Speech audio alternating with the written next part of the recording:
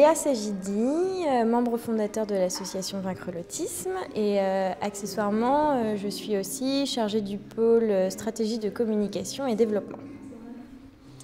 Voilà, donc Mohamed Sagidi, fondateur de l'association Vaincre l'autisme, et c'est Léa, donc ma fille, qui est en fait on va dire la cause de la création de cette association parce que son petit frère subissait quelques maltraitances dans certains endroits publics. Et le fait qu'elle m'a éveillé à ça, donc il y avait un coup de colère qui a fait créer une association qui a été appelée à l'époque Léa pour Samy et qui est devenue, au bout de 10 ans, Vaincre l'autisme parce qu'elle s'est institutionnalisée. Voilà. J'ai travaillé avec Léa, on a travaillé sur cette campagne depuis l'été. On voulait mettre en avant tout le côté humain dans la maladie qui est l'autisme. Du coup, on a réfléchi à ça, on a réfléchi aussi au côté professionnel des choses, comment on pouvait croiser les deux. On s'est dit, on va montrer que les autistes, après tout, peuvent être reconnus professionnellement. Et on a cherché à faire ça, on s'est dit, on va faire une campagne portrait, quelque chose qui est assez tendance en ce moment. Donc des beaux portraits, mais ici, c'était assez approprié à la cause pour mettre en avant ce côté humain et ce côté statut professionnel qui est reconnu donc par tous, par les entreprises, et qui doit être reconnu, après tout, par les individus de manière générale.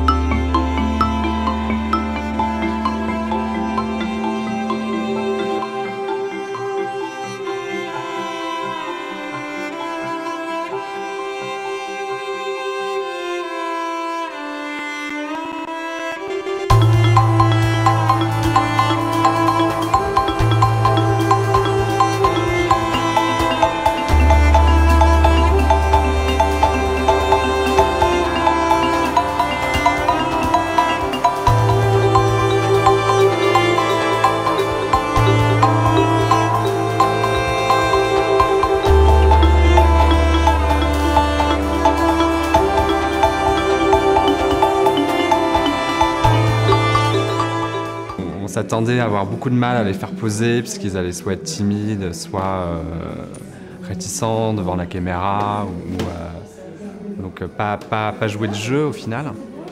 Et en fait, on s'est rendu compte que ça s'est super bien passé, qu'on a trouvé des choses très intéressantes à photographier.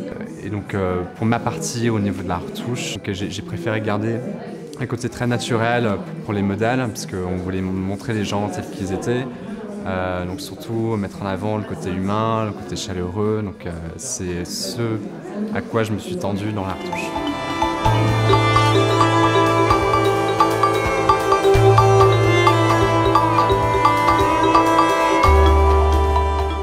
Ce qui est important avec la recherche aujourd'hui, c'est qu'on va pouvoir détecter les causes de l'autisme d'abord, parce que tous les secrets ne sont pas dévoilés de cette maladie, mais surtout on va pouvoir découvrir des thérapies qui vont traiter certains symptômes et qui vont permettre aux personnes déjà de réduire déjà les souffrances des personnes, mais en même temps leur permettre de se développer.